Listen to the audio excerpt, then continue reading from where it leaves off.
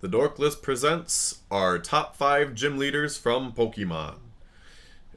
Gym leaders are one of the most interesting characters in the game just because they represent the roadblocks that you have between you and becoming the Pokemon champion in each region. Some gym leaders are a hit, some gym leaders are a miss, but each one of them is pretty interesting in their own regards. So, with that being said, Darian is going to kick things off with his number 5. We got a lot gym of leader. we got a lot of things to talk about for these guys. We got to talk about some of the most OP gym leaders out there, and today I am going to start with gym leader Claire.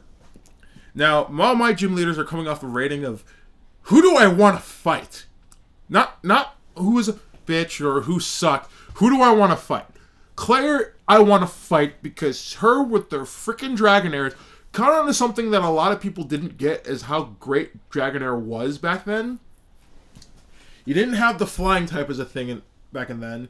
And basically she ran a team with Dragonairs all over the place. And then she also had that pesky Kingdra, which if you didn't know what you were doing was hard to kill. I walked in with that Sunflora and just Giga Drained the crap out of her.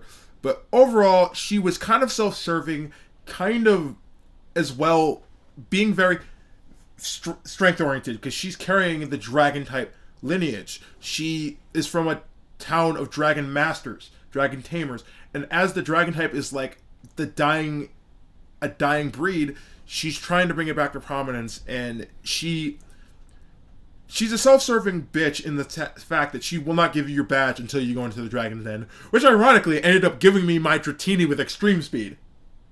So I want to fight her. I want to beat her, and quite frankly, I'm looking forward to the challenge every time I fight her. For me in my list, it's going to be just a hodgepodge of why I like certain gym leaders. But my number 5 is DRAYDEN, who is also a dragon-type gym leader. And I like DRAYDEN. His design's kind of funny because his beard literally looks like he's got like a dragon's jaw. But otherwise, like, his outfit isn't as extravagant as some other characters are. Because he's literally wearing like a dress shirt and like pants. But then he's got the white beard and the white hair. But it doesn't stop him from being a badass. Because DRAYDEN is one of the most respected gym leaders in his region. But like, just as like a showing for other ones, like he's respected among people. And he's highly regarded. But his gym is also really cool because of like, especially like when you go into future gyms, they've like revamped them to make them really cool. So having to ride up the dragons to get to the dragon gym leader. Chasing the dragon. Catch me! It was really cool. Not to mention, I mean, while he wasn't as hard to beat as Claire was with her Kingdra, he still represented a challenge just because dragon types are hard to beat. And the new move, Dual Chop, which was a crap pain in the ass to fight against. Yes. But that's my number 5. Number 4 for me was TATE and LIZA from the Hoenn region. TATE and LIZA are unique as they are the only gym leaders out there that have a double battle system. And not to mention in Emerald, they became an OP team to fight and beat. Because they not only do they normally run with their Solrock, but they also had a Xatu. They are just an overall tough team to beat, seeing how they run the psychic type. TATE and LIZA in the anime, I guess I could say I would want it a little bit more, because it centered too much about their sibling twin style relationship, where one is the older sister, one is the younger brother, yada yada yada. It was a cool episode for May and Max to just watch, where Max got sent into space. But overall, they're tough gym leaders to fight every time, and I can never go into that gym expecting a full-on easy fight. But overall, I love going in there with my Sceptile, because my Sceptile just has to walk in, Leaf Blade everything, and walk out the door. Overall, TATE and LIZA, I respect you. I can't wait to fight you again. My number 4 is VOLKNER. VOLKNER is one of the 3 electric type gym leaders that we have. And I'm not gonna lie. Oh, there's 4? Forgot Elisa. There's Lieutenant Sarge. Surge. Surge. Sorry. Surge. Watson. Yep. There's 4. I completely forgot Watson. My bad. He's from Gen 3. So 4, and he's the 4th in Generation 4. So that's kind of funny. I originally... No, he's the 3rd in Generation 4. Or Generation 3. Crap, he's the 3rd. No. Dang it, I am just like throwing out all these and wrong VOLKNER facts. is the last gym leader in Generation 4. Right. But anyway, originally I'm just like, I don't like VOLKNER because of the video game. Because like in the video game he's just kind of like, I don't want to be a gym leader. But like then you like talk him into it, and it's like, yeah, you're awesome, and like he's a fun gym leader to battle against. The anime makes him a little better, and the second video game, the 3rd installment, makes it better as well. But overall, he's a pretty cool guy. Despite like how a lot of other 8th gym leaders are either really eccentric, or they're crime bosses, or just weird things with the 8th gym leaders. Or then you've got Wolfric, who's just like, hi, I'm an ice-type guy with a big coat. The end. Which, it looks like he's going to have a bigger significance in the anime, at least, considering he has a big little spot in the opening. Yeah. But I digress. Can't wait to see that fight. Yeah. Alright, my number 3 gym leader, ironically, is a crime boss known as Giovanni. Giovanni, in terms of the battle heading up to him, is that you don't know who the 8th gym leader is. You don't know who it is. It's a mystery. When you got the guidebook, it was just a big blank. You didn't know who it was. So when you got through the game and you battled through the game, it was a surprise to find out that the leader of Team Rocket is your last roadblock on the way to the Indigo Plateau to battle the Elite Four and become the champion. Now, he's running two of my favorite Pokemon in Nidoqueen and Nidoking, albeit to a very terrible advantage with not the greatest attacks. Also in the manga, he presents a very, very different type of battle against Red, where Red is literally fighting through Viridian Forest trying to beat this man because he's so powerful and so strong that it's not an easy fight. It's not. And trying to beat him is one of the most difficult things to ever see. So there's story leading up to fighting Giovanni. Not to mention, when you finally beat him, you put him out. He is gone. He is done, and you never see him again. And because he knows, and especially since he knows, when they're trying to revive Team Rocket in Gen 2, he knows better because Red might show up again and ruin his plans. Albeit, he did return, and it was not Red. He got beat by another 10-year-old. But that's a story for a different day. Giovanni, the 3rd best gym leader in my point. My number 3 is BRAWLY. He's a fighter. Like, it's funny to kind of talk about BRAWLY because, like, in Generation 3, there's not a whole big deal about him. It's just like, hey, he's part of a fighting gym on this island. Surfer. He's a surfer. But then when they remade Generation 3, they gave him a redesign. So they made him look, in like my opinion, they made him look better. They did make him look better. They made him run a gym. It is literally gym equipment in his gym, and he fights you in his gym. And it's just kind of funny to say that. Like, I love him just because of like his character design. In my opinion, he's got one of the best ones, despite how simple it still is. But BRAWLY is just a fun gym leader, in my opinion. Not to mention, BRAWLY beats the crap out of Ash in the damn anime in his first time he goes in there. And that Hariyama just beats the crap out of everything. Yup.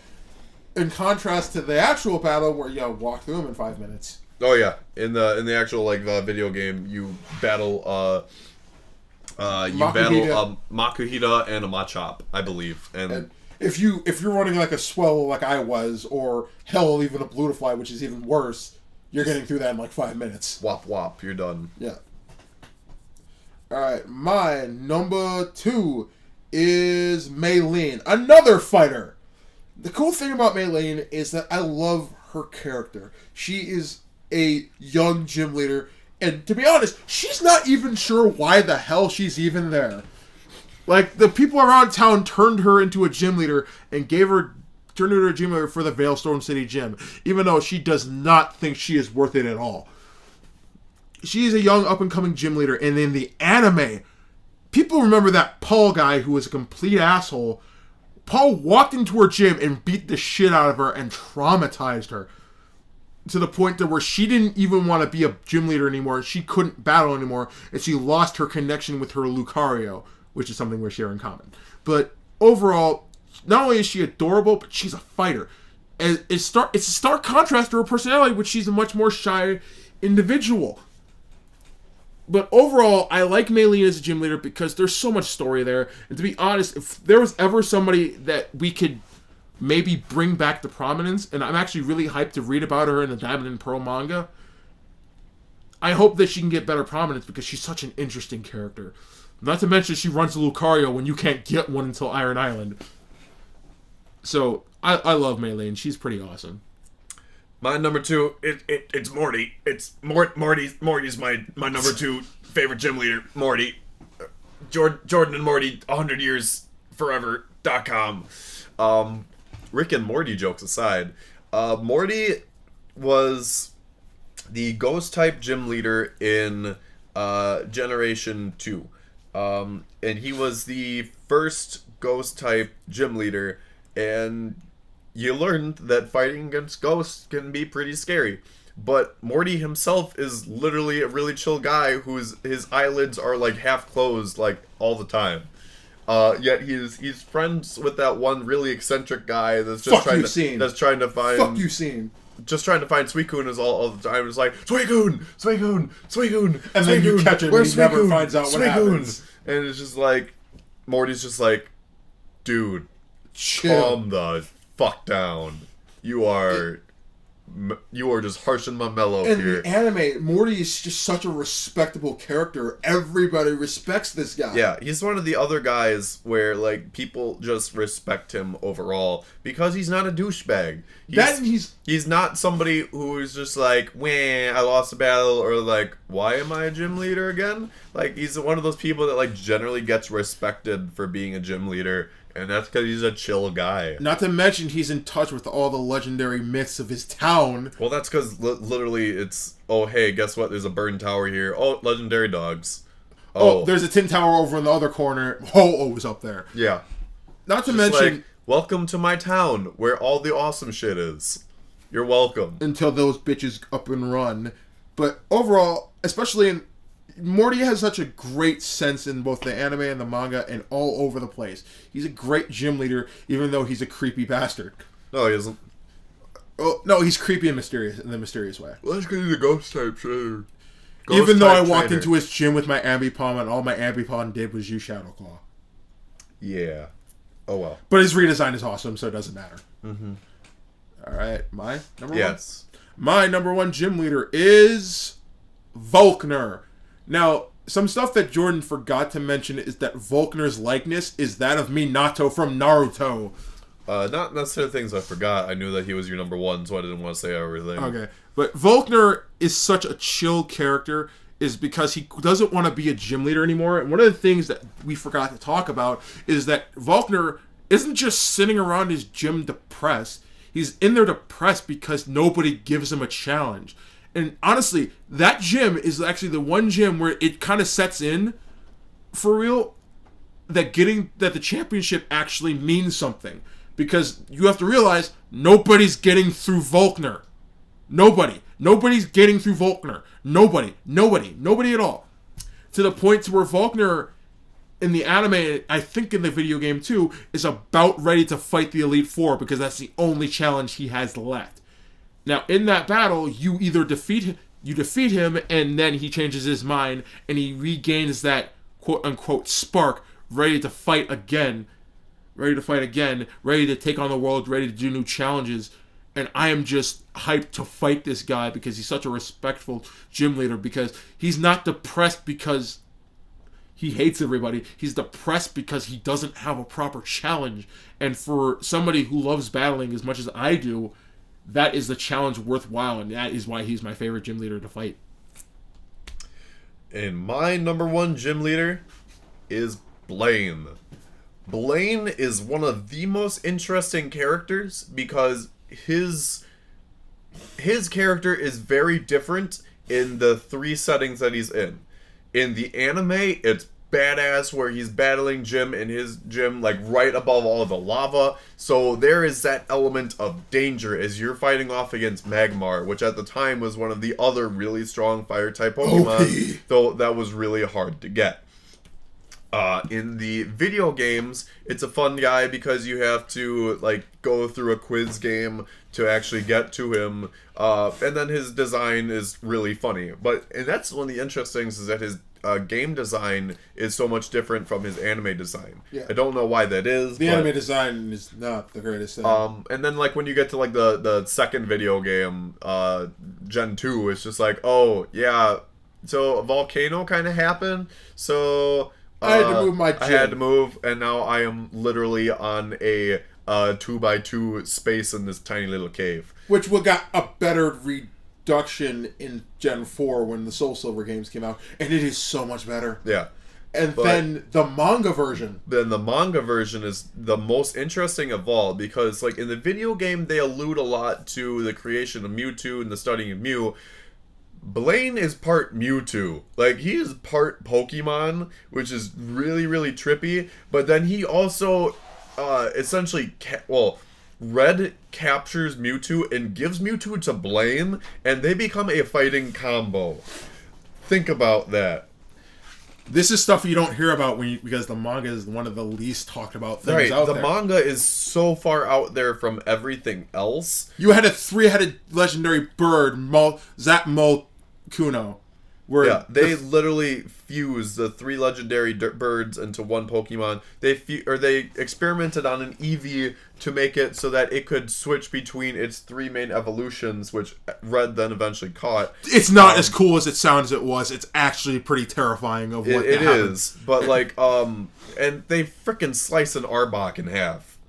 But overall, Blaine in that manga, especially in that one chapter that he has with Mewtwo, is just one of the most awesome badass things. And he's literally the strongest good guy gym leader in the manga in the first story arc. Yeah, it's like everybody else is like so. Well, and half of them are bad guys that are actually aligned with Team Rocket, which really makes you really sad when compared to like the video games or the anime. But this is the thing I like about the manga is the manga allows them to have personalities, whereas the manga they're just like, hey, we're good guys, we'll battle you can get your thing.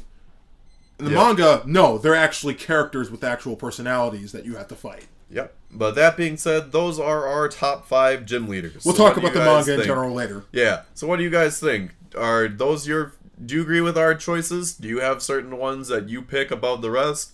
Do you disagree with the fact that we picked absolutely no one from Generation 6 as a gym leader? Tell us in the comments below, but we'll see you in the next episode. Later!